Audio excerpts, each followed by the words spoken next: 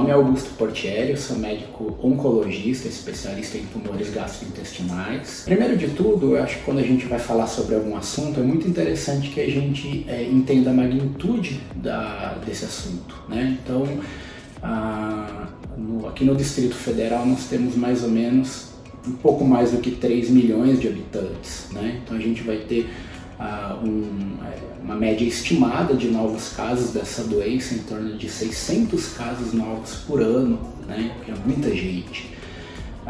E essa doença normalmente ela é diagnosticada em estágios um pouco mais avançados, onde a gente, para tratar do paciente, a gente precisa de cirurgia, a gente precisa de quimioterapia. Muitas vezes uma doença um pouco mais avançada, ela incorre num estado de saúde um pouco mais comprometido, alguns sintomas, e muitas vezes a gente percebe que um segundo indivíduo ele tem restrição da sua autonomia funcional para cuidar daquele que está doente. Então, quando a gente fala em 600 pessoas novos doentes por ano, talvez nós tenhamos uma restrição de autonomia funcional e às vezes até laborativa do dobro disso, de 1.200 pessoas, porque o doente para se tratar e um segundo familiar muitas vezes precisa parar também. Então isso é muito importante dentro da sociedade. Isso tem uma repercussão pessoal muito importante e existe uma repercussão na sociedade também, na parte produtiva, laborativa dessa pessoa, né? Essa doença, ela normalmente acontece com uma lesão precursora chamada de pólipo. O pólipo, quando eu explico para os meus pacientes, ele é semelhante a uma verruga de pele. Ele é parte do tecido normal que começa a crescer sem controle, isso lá dentro do intestino.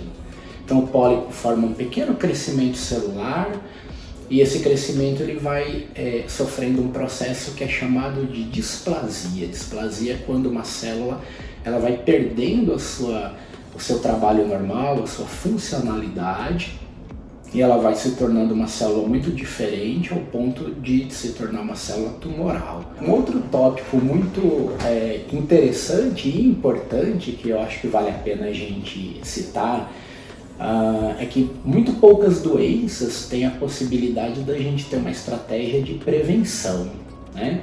O que a gente consegue muitas vezes é desenvolver uma detecção precoce. A estratégia preventiva ela é muito mais interessante, porque na prevenção eu identifico uma lesão precursora, uma lesão que não é câncer, e eu tenho alguma ação sobre essa lesão no sentido de impedir que ela vire um câncer no futuro, ou mesmo de retirar essa lesão, e assim o indivíduo não venha desenvolver a doença. Então quando a gente tem essa possibilidade de prevenção é muito legal. O câncer coloretal ele permite a prevenção. Uma outra coisa muito interessante é que leva bastante tempo, muitos anos, para uma lesão de pólipo virar um câncer. Então eu tenho esse ínterim todo para ter uma ação preventiva e poder interromper esse processo. Uma pergunta que a gente sempre faz é, se eu tenho estratégia preventiva, se a lesão demora muito tempo para virar câncer, por que a gente tem um número tão grande de casos, né? Só para a gente dimensionar, ele é o segundo em incidência, um dos mais incidentes que tem no Brasil hoje, e a gente ainda encontra 70-75% dos casos, os indivíduos no momento do diagnóstico têm doença avançada. Então isso preocupa a gente. Em algum momento essa estratégia preventiva falhou, né?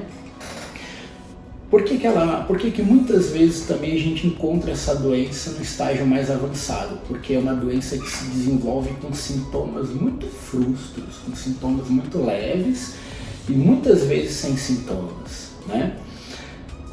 A depender do tamanho da doença, do tamanho da extensão da neoplasia e do local onde ela comete no trato gastrointestinal é que vão aparecer os sintomas. Como é que a gente faz o diagnóstico? O diagnóstico é feito encontrando a lesão dentro do intestino. Então a gente precisa de um exame que ele é feito desde lá do início da estratégia preventiva, que é a colonoscopia.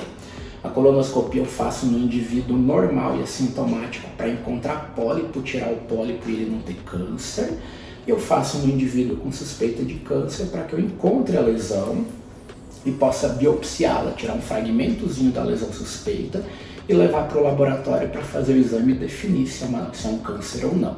Esse é o exame de diagnóstico. Uma vez feito o diagnóstico, a gente precisa entender qual a real extensão da doença. E aí eu preciso de exames de imagem. E os exames hoje que é o padrão considerado para a gente poder fazer a avaliação é a tomografia com contraste. Então eu devo fazer a tomografia da pelve, do abdômen e do tórax para entender a extensão da doença. Uma vez eu sabendo o diagnóstico e a extensão da doença, a gente consegue programar o tratamento. Alguns outros exames, a mídia fala muito sobre a ressonância magnética, o PET-CT, são exames que nos ajudam em situações especiais, quando a gente tem alguma dúvida a respeito da extensão da doença, de sítios acometidos, mas o padrão ainda hoje é a tomografia. Existe no sangue da gente um pequeno peptídeo, um fragmentozinho proteico, que é chamado de CEA. O CEA é chamado de marcador tumoral. Ele é um peptídeo que nós todos podemos produzi-lo naturalmente, mas a célula tumoral produz uma quantidade bem maior. E a dosagem do CEA também é muito importante, não para fins de diagnóstico em si, mas para o acompanhamento do tratamento. Com relação a tratamento, os estadios iniciais, quando a gente fala a chance de cura total dessa doença é em torno de 60%. Então, se a gente pegar todo mundo, desde as doenças iniciais, estadios intermediários a estadios mais avançados, em média 60% desses pacientes ficaram curados. Hoje em dia, com a melhora dos tratamentos e conforme a gente vai conhecendo um pouco melhor a doença, mesmo que o paciente tenha metástase em alguns órgãos, todas as vezes que a gente tem possibilidade de ter ação sobre essa metástase, a gente pode pensar num tratamento que talvez se consiga a cura. Então, por exemplo, o tumor de intestino saiu, foi para o fígado. Se eu puder operar o fígado e tirar essa metástase do fígado, eu posso tratá-lo com quimioterapia e esse paciente fica curado. Então, acho que em linhas gerais é isso. Eu falei de forma um pouco simples, né? Uma doença que é muito complexa, que tem muita coisa para a gente pensar e discutir, mas eu espero que eu tenha conseguido passar uma visão mais ou menos geral do que é a doença e o que a gente precisa. Muito obrigado.